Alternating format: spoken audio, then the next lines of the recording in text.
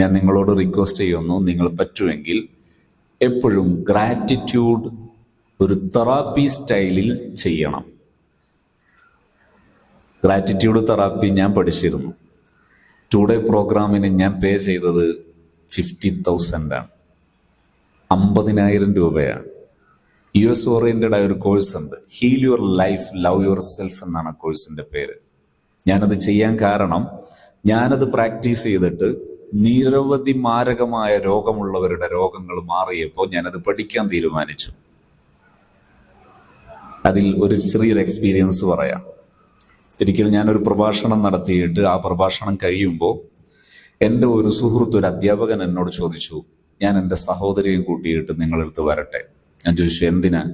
ആ പ്രശ്നമില്ല, ജസ്റ്റ് സംസാരിക്കാനാണ്, ഫ്രീ ആയിട്ടും സംസാരിക്കാനാണ്. വരാൻ പറഞ്ഞു. അദ്ദേഹത്തിന് സമയം കൊടുത്തു, ഒരു 40 മിനിറ്റ് സമയം കൊടുത്തു. അദ്ദേഹം 2 ഫാമിലിയെ കൂട്ടിയിട്ട് വന്നു, ഏകദേശം 10-15 പേരോളം.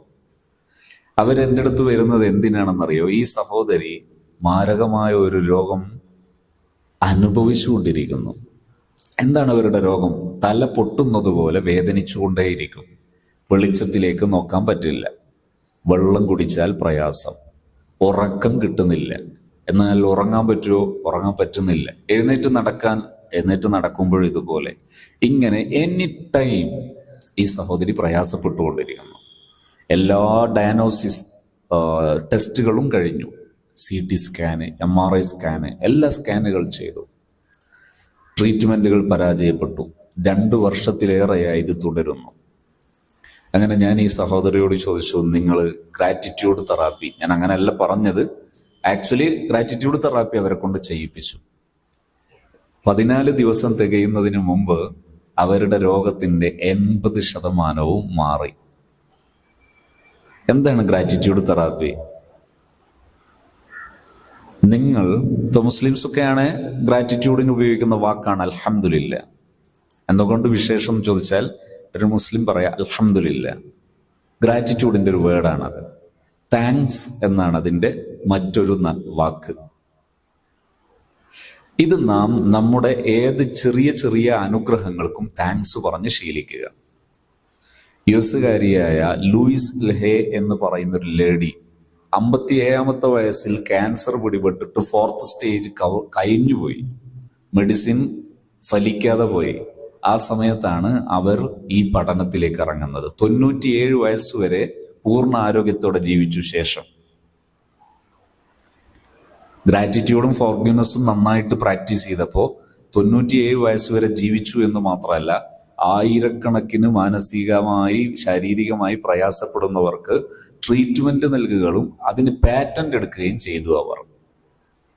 നിങ്ങൾ സെർച്ച് ചെയ്താൽ ഒരു പുസ്തകം കിട്ടും, you can heal your life എന്നൊരു പുസ്തകം കിട്ടും ഇംഗ്ലീഷിൽ. മില്യൺ കണക്കിന് വിറ്റഴിക്കപ്പെട്ട പുസ്തകമാണത്. ആ പുസ്തകം വായിക്കുന്നത് നല്ലതാണ്. അതിൽ ഈ ആശയം പ്രതിപാദിക്കുന്നുണ്ട്. ഏതായാലും ചെയ്യേണ്ടത് എങ്ങനെയാണെന്നറിയോ? ഒരു പുസ്തകത്തിൽ ഒരു ദിവസം രാവിലെ ഒരു 20 മിനിറ്റ് ഒരു 33-ൽ ചുരുങ്ങാത്ത നമ്മുടെ അനുഗ്രഹങ്ങൾ എഴുതുന്നു, നമ്പറിട്ട് എഴുതുന്നു. എഴുതി കഴിഞ്ഞതിന് ശേഷം അതിൽ ഓരോന്നും റീഡ് ചെയ്യുക. റീഡ് ചെയ്തിട്ട് വളരെ ഹാപ്പി മൊമെന്റ്, ഹാപ്പി സ്റ്റൈലിൽ താങ്ക്സ് പറയാം. മുസ്ലിംസ് ഒക്കെ ആണ് അൽഹംദുലില്ല പറഞ്ഞാൽ മതി. താങ്ക്സ്, ഓരോന്നിനും താങ്ക്സ്. ഫോർ എക്സാമ്പിൾ, എനിക്ക് കണ്ണുണ്ട്. 2, എൻ്റെ കണ്ണിന് കാഴ്ചയുണ്ട്. 3, എൻ്റെ കണ്ണിന് പുരികം ഉണ്ട്. 4, എൻ്റെ കണ്ണിന് ഇതിനെന്താ പറയാ, കൺപീലിയുണ്ട്. 5, എൻ്റെ കണ്ണ് അടക്കാൻ കഴിയും. 6, എൻ്റെ കണ്ണ് എനിക്ക് സ്വയം തുറക്കാൻ കഴിയും. 7, എൻ്റെ കണ്ണിന് ദീർഘകാഴ്ചയുണ്ട്, ദൂരക്കാഴ്ചയുണ്ട്. 8, എൻ്റെ കണ്ണിന് അടുത്ത വസ്തുക്കൾ കാണാനുള്ള കാഴ്ചയുണ്ട്. ഇതെല്ലാം വേറെ വേറെയാണ്. കണ്ണിന്റെ റെറ്റിനയെ കുറിച്ചും ലെൻസിനെ കുറിച്ചും ഇതിനെ കുറിച്ചൊക്കെ പഠിച്ചിട്ടില്ലേ? പഠിച്ചാൽ മനസ്സിലാകും. അപ്പോൾ ഓരോന്നും വേറെ വേറെയാണ്. ഇതെല്ലാം ഒരു കണ്ണിനെ കുറിച്ച് തന്നെ ധാരാളം പറയാനുണ്ട്. അങ്ങനെ ഓരോന്നും.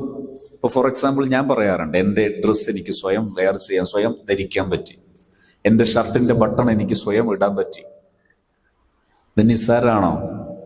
ഞാൻ നിസ്സാരല്ലെന്ന് മനസ്സിലാക്കിയപ്പോഴെന്നറിയോ, ഞാനൊരു പ്രോഗ്രാമിന് വേണ്ടി ഒരു സ്ഥലത്ത് പോയപ്പോൾ അവിടെ നിന്ന് ഈ നിസ്കരിക്കാൻ വേണ്ടി വുളു ചെയ്തു. വുളു ചെയ്തതിന് ശേഷം ഈ ബട്ടൺ ഇടാൻ പറ്റുന്നില്ല, എൻ്റെ കൈയുടെ ഇവിടെ ചെറിയൊരു വേദന ഉണ്ടായിരുന്നു.